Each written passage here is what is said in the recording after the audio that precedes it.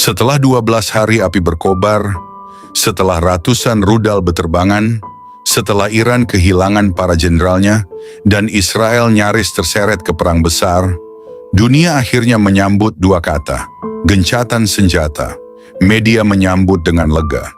Diplomat menyebutnya langkah maju. Tapi, apa kata Alkitab? Apakah ini akhir dari perang? Ataukah hanya jeda sesaat sebelum badai nubuatan kembali mengamuk? Alkitab sudah peringatkan akan ada damai palsu. Firman Tuhan melalui Yeremia pasal 6 ayat 14 berkata, "Mereka mengobati luka umatku dengan memandangnya ringan," katanya, damai sejahtera, tetapi tidak ada damai sejahtera. Gencatan senjata bukan jaminan perdamaian. Itu hanya plester di atas luka terbuka. Tuhan tahu, manusia senang menyebut damai padahal perang belum selesai. Bahkan 1 Tesalonika menubuatkan, apabila mereka berkata, aman dan damai, maka tiba-tiba kebinasaan akan menimpa mereka. Inilah yang sedang terjadi.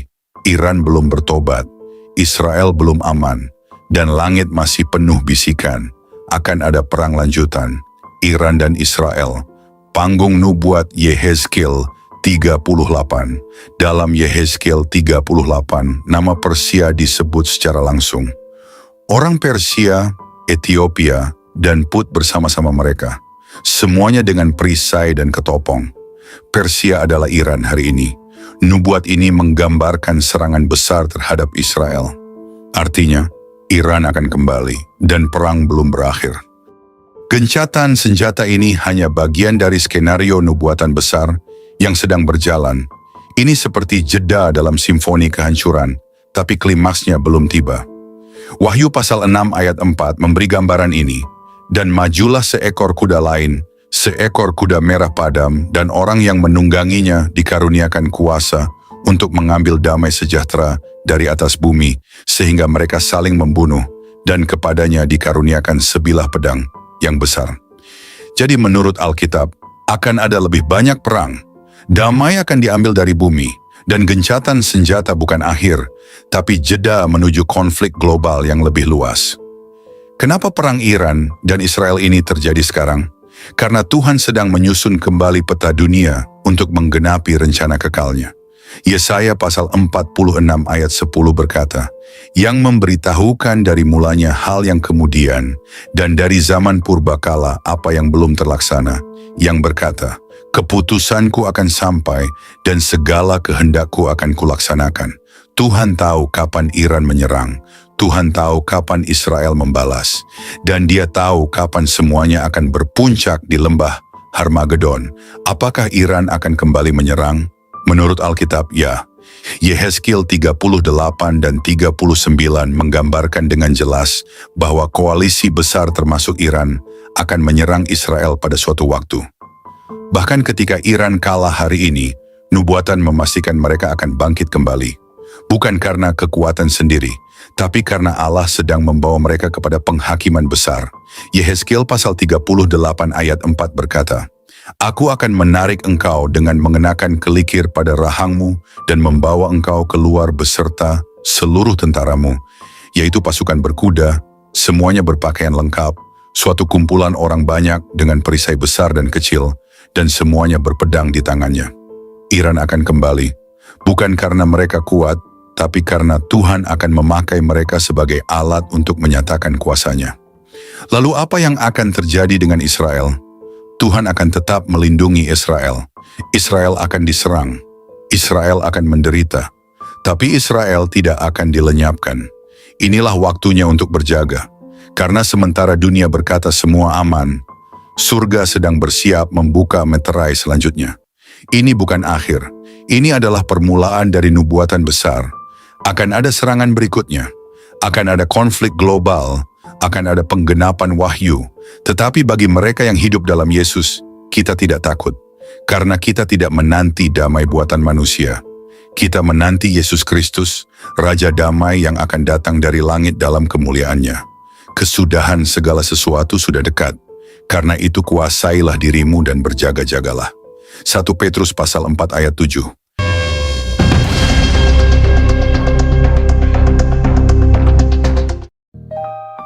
Shalom, selamat pagi Bapak Ibu, saudara-saudari terkasih dalam Yesus Kristus. Dengan penuh sukacita saya menyambut setiap pribadi yang saat ini sedang bersama-sama dengan saya dalam momen renungan pagi hari ini. Saya percaya tidak ada yang kebetulan dalam hidup orang percaya. Bila hari ini kita masih diberi napas, kekuatan, dan kesempatan untuk hidup, itu semua karena Tuhan memegang hidup kita dengan tangan-Nya yang penuh kasih. Kiranya damai sejahtera dan berkat dari Allah senantiasa berlimpah atas keluarga dan kehidupan saudara semua. Sebelum kita bersama-sama merenungkan firman Tuhan, mari kita berdoa. Bapa yang Maha Baik, Allah kami yang hidup, penuh kasih dan setia, kami mengangkat hati kami di hadapan-Mu pagi ini. Terima kasih karena kasih-Mu menopang kami, dan anugerah-Mu menuntun kami hingga hari ini. Kami percaya ada rencana surgawi yang Kau siapkan untuk kami. Saat ini kami mau mendengar kebenaran firman-Mu. Urapi setiap kami dengan Roh Kudus-Mu, supaya kebenaran firman-Mu bukan hanya kami dengar, tapi juga kami hidupi dan taati akan setiap kehendak-Mu. Dalam nama Tuhan Yesus Kristus, kami berdoa dan bersyukur. Amin. Jadi inilah faktanya, saudara. Gencatan senjata ini bukan akhir. Ini hanyalah jeda dalam naskah besar yang Tuhan sendiri tulis sejak awal zaman. Perang Iran dan Israel, seperti yang tertulis dalam Yehezkiel, Wahyu dan nubuatan lainnya, akan kembali membara, karena memang demikian yang telah difirmankan oleh Tuhan. Dan Israel, ya, mereka akan terus dikepung. Mereka akan terus menjadi sasaran kebencian bangsa-bangsa. Tetapi mereka tidak akan binasa, karena tangan Tuhan tetap menyertai mereka. Tuhan yang sama yang menyelamatkan mereka dari Firaun, dari Haman, dari Hitler, masih dan akan tetap setia menyelamatkan mereka dari Persia masa kini, Iran. Tapi bagaimana dengan kita? Apakah kita akan menunggu gencatan senjata berikutnya untuk merasa aman? Atau apakah kita akan mulai hidup dalam kesiapan rohani yang sejati? Firman Tuhan tidak pernah meminta kita untuk menaruh harap pada gencatan politik. Firman Tuhan meminta kita untuk berjaga-jaga, untuk hidup kudus, untuk tidak larut dalam tidur rohani saat dunia sedang menyala. 1 Petrus pasal 4 ayat 7 berkata, "Kesudahan segala sesuatu sudah dekat. Karena itu kuasailah dirimu dan berjaga-jagalah, supaya kamu dapat berdoa." Hari ini adalah peringatan. Ketika Israel dan Iran berhenti sejenak, itu bukan waktunya kita ikut tenang. Itu waktunya kita justru makin serius menata hidup, meninggalkan dosa, membakar kembali mezbah doa yang mati.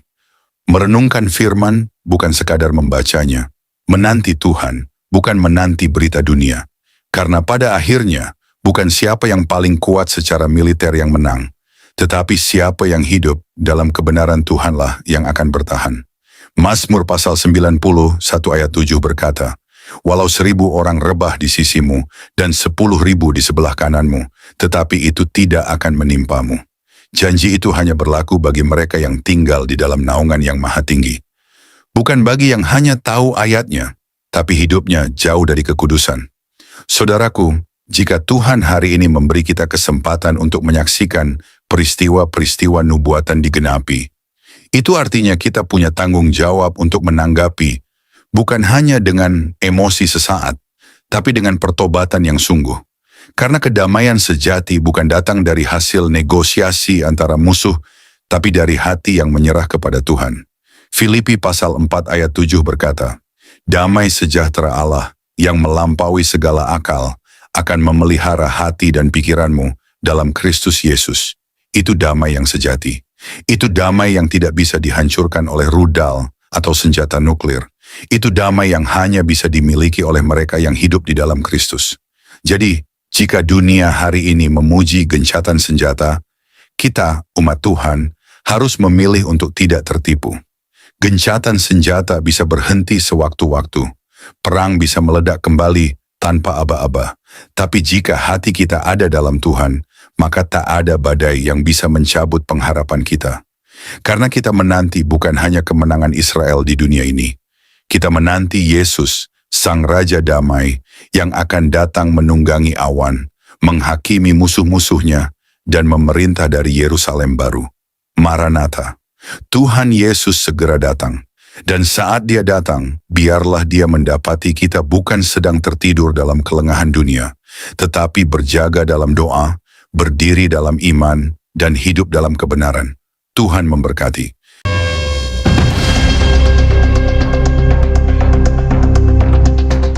Saudaraku yang terkasih dalam Tuhan, kita telah menyaksikan bersama, dunia sedang berada di ujung sebuah nubuatan besar.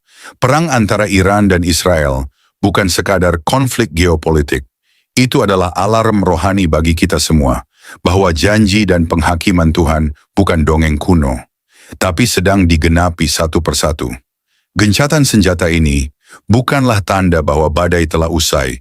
Justru sebaliknya, ini adalah kesempatan terakhir bagi banyak orang untuk kembali kepada Tuhan sebelum segala sesuatu benar-benar ditutup untuk selamanya.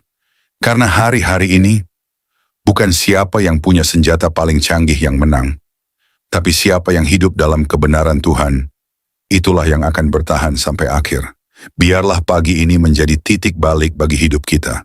Jangan biarkan renungan ini sekadar lewat di telinga, tapi biarlah masuk ke dalam hati dan mengubah cara kita hidup.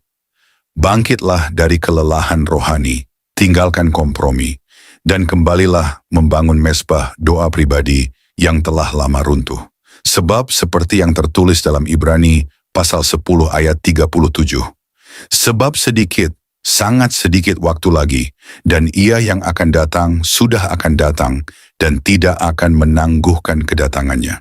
Saudara, Yesus benar-benar segera datang, dan saat Ia datang, biarlah Ia tidak mendapati kita sedang tertidur dalam dosa, melainkan berjaga dengan pelita yang menyala dan hati yang rindu menyambutnya. Terima kasih sudah bersama kami dalam renungan pagi ini. Terima kasih karena Engkau memilih untuk mendengar suara Tuhan di tengah hiruk-pikuk dunia.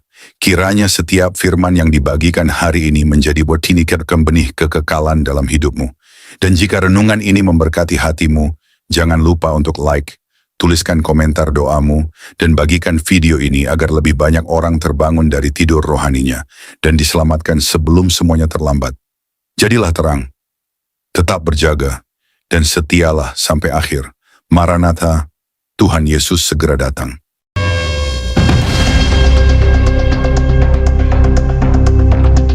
Mari kita berdoa. Terima kasih Tuhan Yesus atas firman-Mu yang kami dengar pagi ini.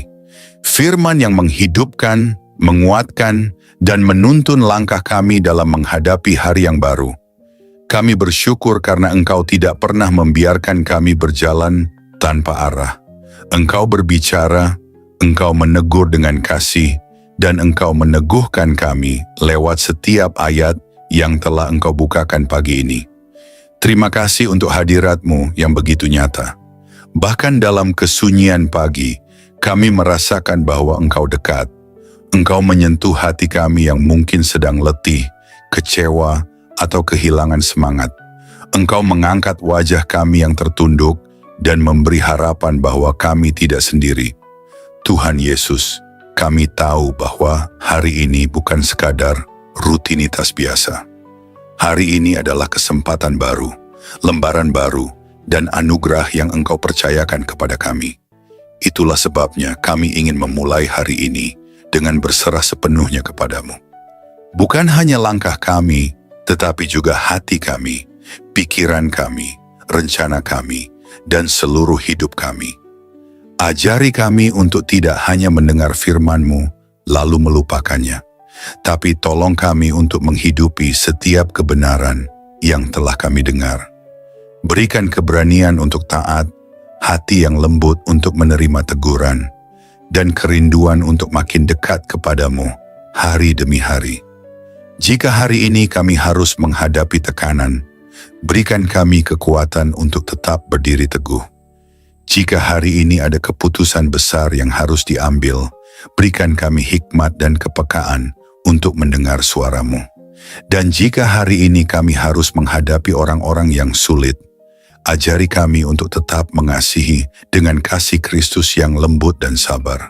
Kami juga berdoa Tuhan, untuk setiap pribadi yang pagi ini mungkin berdoa dalam diam sambil menangis, yang memikul beban berat, yang sedang merasa tak sanggup melanjutkan.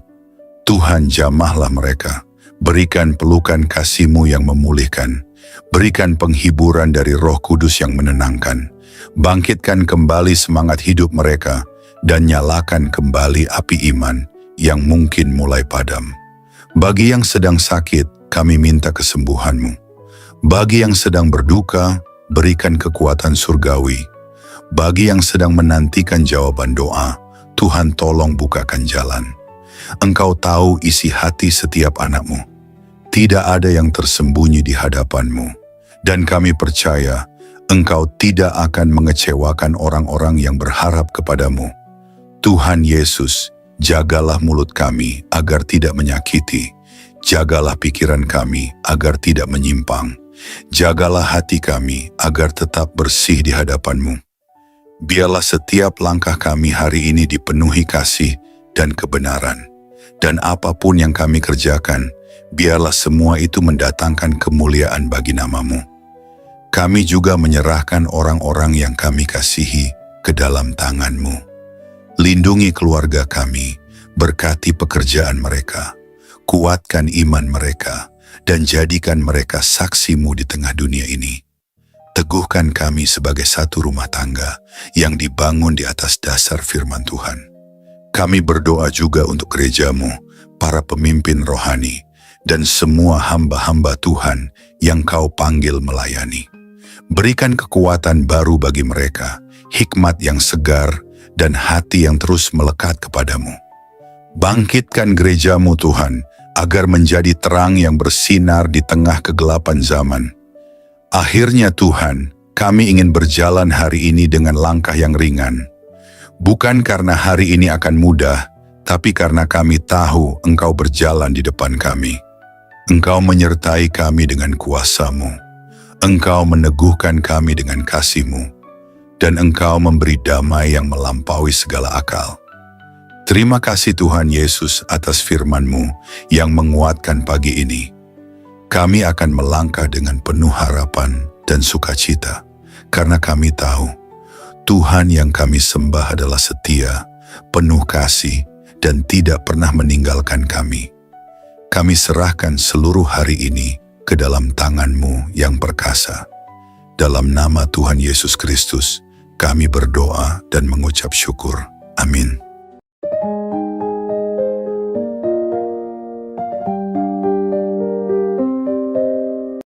Terima kasih telah meluangkan waktu untuk mendengarkan renungan pagi ini.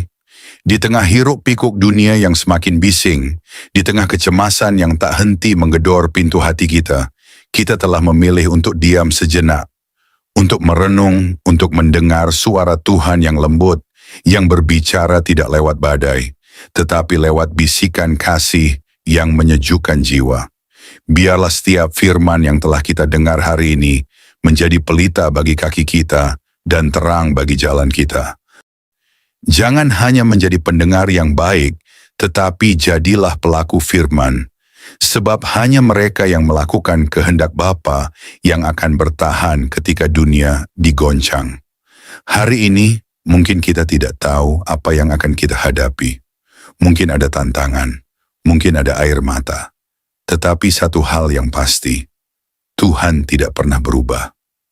Kasih-Nya tetap sama, kuasa-Nya tidak berkurang, dan rencananya atas hidupmu tidak pernah gagal. Maka melangkahlah dengan iman, bukan dengan rasa takut. Tinggikan Yesus di setiap keputusanmu, dan ingatlah bahwa kamu bukan sendiri. Surga memperhatikanmu, malaikat berjalan di sekelilingmu, dan Roh Kudus diam di dalam hatimu, memberi penghiburan, penguatan, dan arahan setiap waktu. Sampai kita bertemu kembali dalam renungan yang akan datang, tetaplah haus akan kebenaran, tetaplah rendah hati di hadapan Tuhan, dan tetaplah menjadi terang di tengah dunia yang gelap. Selamat pagi. Selamat menjalani hari bersama Yesus. Tuhan Yesus memberkati.